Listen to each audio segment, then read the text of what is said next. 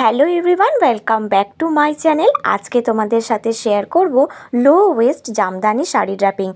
খুব কাছেই কিন্তু বিয়েবাড়ির মরশুম, আর এই বিয়েবাড়ির মরশুমে একটা সুন্দর করে জামদানি শাড়ি ড্র্যাপিং গুছিয়ে তোমরা কিভাবে পরবে সেটাই আজকে ভিডিওর মাধ্যমে তোমাদের বলবো এবং কিছু টিপসও দেবো।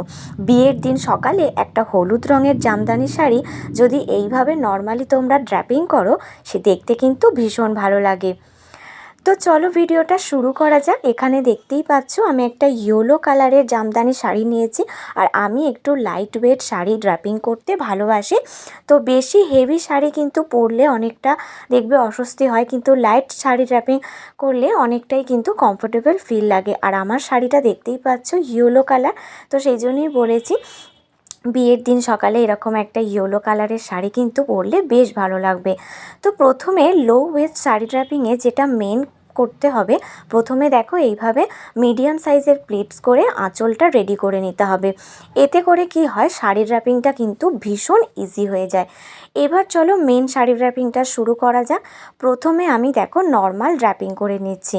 নর্মাল ড্র্যাপিংটা আমি ডান দিকে আমার একদম পেটের সামনে থেকে আমি ড্র্যাপিংটা শুরু করছি।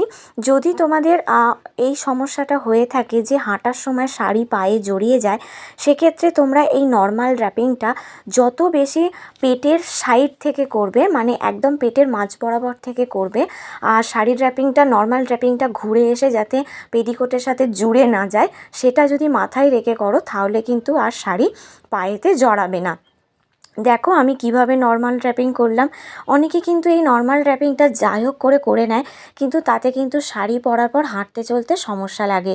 তো এই নর্মাল ড্র্যাপিংটা কিন্তু খুব একটা ইম্পর্টেন্ট একটা পার্ট। এই দেখো এই যে পেটিকোটটা আমার এখানটা ফাঁকা রেখেছি, এইভাবে নর্মাল ড্র্যাপিংয়ে কিন্তু শাড়ি আর পায়ে জড়িয়ে যাবে না।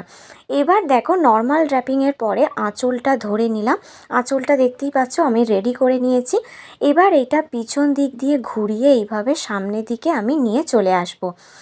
নিয়ে চলে আসার পরে আঁচলের লেন্থটা আমাদেরকে একটু দেখে নিতে হবে, বেশি বড় বা বেশি ছোট যেন না হয়ে যায়।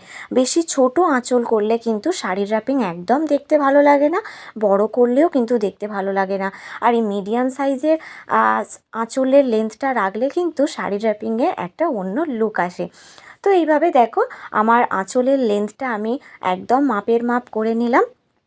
নিয়ে সামনের দিকে যে কাপড়টা আমার পরে থাকছে সেটা দিয়ে এবার আমি কি করব, কুঁচি করব। তো সামনের দিকে যতটা কাপড় থাকবে ঠিক ততটা কাপড়েই আমাদের এবার এখানে কুঁচি করতে হবে। আর কুঁচির জন্য দেখতেই পাচ্ছ এখানে আমি একদম মিডিয়াম সাইজের প্লিটস বানাচ্ছি।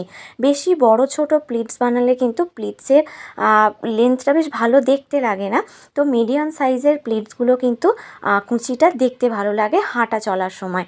তো এখানে দেখো যতটা কাপড় পরেছিল সব পুরো কাপড়টাতেই আমি এখানে প্লিটস করে নিয়েছি। প্লিটসগুলোকে একটু ভালো করে গুছিয়ে নিলাম। আর হ্যাঁ, আমি বলবো অবশ্যই এইভাবে যে কোনো শাড়ি ড্র্যাপিংই করো না কেন, এই কুঁচি করে নেবার পরে কুঁচিতে একদম উপরের দিকে অবশ্যই একটা সেফটি পিন লাগিয়ে নেবে।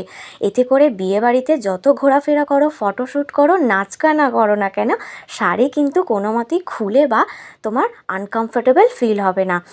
তো এরপর দেখো পিছন দিকে আঁচলের এই যে আমার ওপরের প্লিটসটা, এটাকে ভালো করে সামনের দিক থেকে এবার দেখো কোমরের ওপর দিক থেকে টেনে আমার নিচের দিকে সাইডের দিকে নিয়ে চলে আসছি।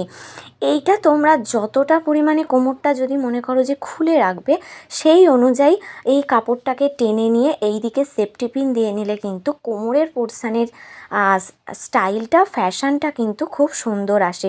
কিন্তু আমার বেশি কোমর খুলে রাখা একদমই পছন্দ নয়, তাই আমি একটু উপর দিক করেই উপরের প্লিটসটাকে আমি টেনে সেফটি পিন দিয়ে সিকিওর করেছি।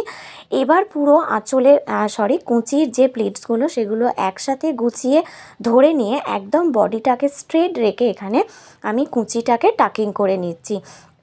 বডি স্ট্রেট রেখে যদি কুঁচিটা টাকিং করো, কুঁচিটা কিন্তু তোমার হাইট অনুযায়ী খুব সুন্দরভাবে টাকিং হয় এবং উঁচু নিচু হয়ে যায় না। এবার আমি আঁচলটা ঠিক করে নেব। আঁচলের প্লিটসগুলো ভালো করে গুছিয়ে দেখো পিছন দিকে এলোমেলো হয়ে গেছে, তো সেগুলো একটু হাত দিয়ে ঠিক করে নিয়ে যেগুলো এক্সট্রা সেফটি পিন আছে সেগুলো আমি খুলে নিলাম। নিয়ে আমার ফ্রন্টের দিকে কুঁচিগুলোও একটু ভালো করে হাতে করে কুঁচির প্লিটসগুলো যাতে বরাবর বুঝতে পারা যায় ঠিক করে নিয়ে আমি কাঁধে আমার ব্লাউজের সাথে সেফটি পিন দিয়ে সিকিওর করে নিচ্ছি। নিলেই দেখো আজকের শাড়ি ড্রাপিং একদম রেডি হয়ে যাবে। তো দেখতেই পাচ্ছ কত অল্প পরিশ্রমে একটা সুন্দর লো ওয়েস্ট জামদানি শাড়ি ড্রাপিং এখন একদম আমি রেডি করে ফেলেছি পরে। তো তোমাদের শাড়ি ড্রাপিংটা কেমন লাগলো অবশ্যই কমেন্ট করে জানিও, ভিডিওটাতে লাইক করে দিও। আবার তোমাদের সাথে নতুন ভিডিও নিয়ে দেখা করব, ততক্ষণের জন্য টাটা।